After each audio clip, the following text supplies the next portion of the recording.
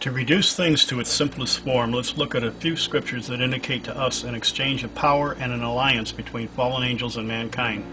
We are told several places that power will be given to mankind from Satan. Revelations 13:2 says, "And the dragon gave him his power, his seat, and great." The power mentioned here is in the Greek word dunamis, means supernatural power of some kind. We are not talking about magic, black candles, and ritualistic chanting of Latin words. In context, is deduced that this power is in relationship with a military might. This could be in the form of technology. The context would indicate this by the next comment.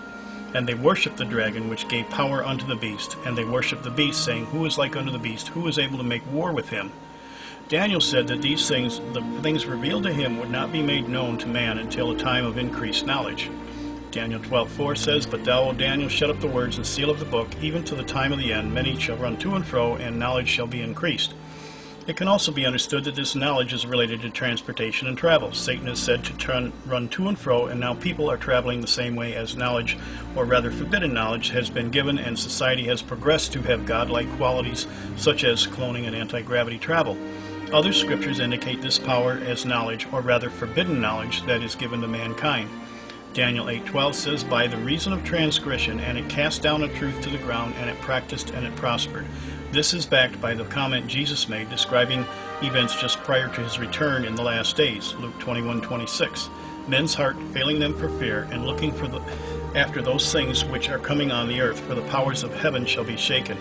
Now traditionally this is said to be some kind of heavenly earthquake. This makes little sense to the context. There are some hints of intent by the original language and its use. Dunamis, again, is used here as supernatural powers. Shaken can mean agitation in a general sense, but has a particular use that can mean, as derived by its root word, as meaning a displacement of something from a safe and secure place to one of an insecure place. This could be describing mankind's abusive application of a physics from the eternal realm, now given to us. This same idea is conveyed in context to the last days as the locusts from the bottomless pit rise to attack, mentioned in Joel 2 and cross-referenced in Revelations 9:1. Joel 2:2 says, "A day of darkness and of gloominess, a day of clouds and of thick darkness, as the morning spread upon the mountains, a great people and a strong. There hath not been ever the like, neither shall there be any more after it, even to the years of many generations." On the surface, there does not seem to make a lot of sense going on other than describing in redundancy the weather. However, if you look back to the original language and other proper variables, the context comes alive to reaffirm our topic, and we can read it out like this. Joel 2:2, my paraphrase. "A day of ignorance and concealment, a day of practiced magic and of the lowering of high things. As the dawn spreads out of the mountains, a huge, abundant, congregated, mighty people come into existence that has never been before and shall never be after." Finally, to quote from the book of Enoch 1, as a historical narrative, it confirms all of the above scriptures. In Enoch 63:1 and 64:6, it says, "These are the angels who have descended from heaven to earth, and have revealed secrets to the sons of men, and have seduced the sons of men to the commission of sin. A commandment has gone forth from the Lord against all those who dwell on the earth, that their end may be, for they know every secret of the angels." In context, this was describing the activity just prior to the flood and part of the results of it, the other half being the interbreeding and hybrid offspring of giants by fallen angels and human cohabitation described in Genesis 6. "Now it came to pass, when men began to multiply on the face of the earth, and daughters were born unto them, that the sons of God saw the daughters of men, that they were beautiful, and they took wives for themselves all whom they chose. There were giants in the earth in those days, and also afterward, when the sons of God came into the daughters of men, and they bore children to them. Those were the mighty men of renown of old, men of renown." As everything was destroyed in the flood, and the hybrid beings became the disembodied spirits we call demons today, the technology was eliminated. Well, almost. The next act of rebellion happened in the building of the Tower of Babel. This happened about 560 years after the flood event, and since people still lived to a ripe old age of around 650 years, this was only one generation away from the flood.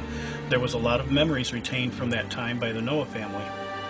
The Tower of Babel was not a climbing program to pull God down from heaven. It was built in a valley. The word "reached unto" does not have an Hebrew equivalent and was added by the text by a false assumption that this was a climbing program.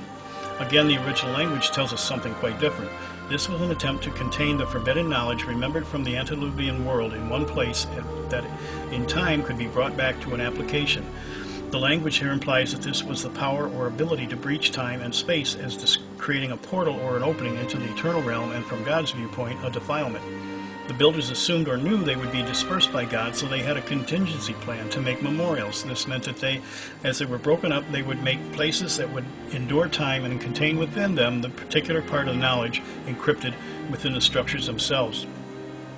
We call these mystery spots that are all over the globe. Recently, French scientists and researchers have discovered a common theme of measurements and mathematical formulas that hint to the stars for a time going back to the pre-flood world.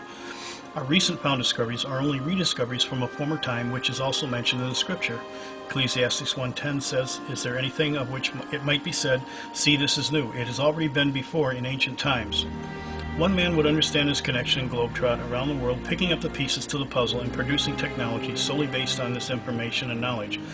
This was Adolf Hitler and the Nazis. They were on the quest to bring back their golden age of the gods, but from a biblical perspective, they were bringing back the people and the technology that existed before the flood. They were completing major events that had to happen, which would lead to the second coming of Christ. The Nazis may have obtained all of their knowledge in 3 different ways. On the intellectual level, they were the first to understand what the myths and mystery spots really meant. They put the pieces together according to their occult beliefs of theosophy and discovered new technologies of anti-gravity travel, cloning, mind control techniques, and an opening to a real hollow Earth. In 1909, Maria Austich, a clairvoyant and member of the Vril Society, supposedly received an automatic writing from the ancient Nordic gods. They stated they were from the Aldebaran star system. They gave her what became an equivalent to a blueprint for an anti-gravity engine. This was to have started the circular craft projects of the society long before Hitler came to power. This was a possible spiritual form of revelation to this knowledge. The Order of the Black Sun was said to have secured a crash disk from the Black Forest in 1932, which started their studies in back engineering to produce similar results. By a crashed vehicle, it would be like dangling a carrot before a hungry rabbit, leading them into deeper relationship with the powers of darkness. This ploy was probably reproduced in Americas, called the Roswell incident. This so-called ship may have been nothing more than a literal ship, but an order of a living being as described in my book and video series, The Clouds of Heaven. This was another form of knowledge given on the physical plane. In all of this, the end result was a tangible object that would be used to deceive the entire world. This too is mentioned in a vision given to Zechariah.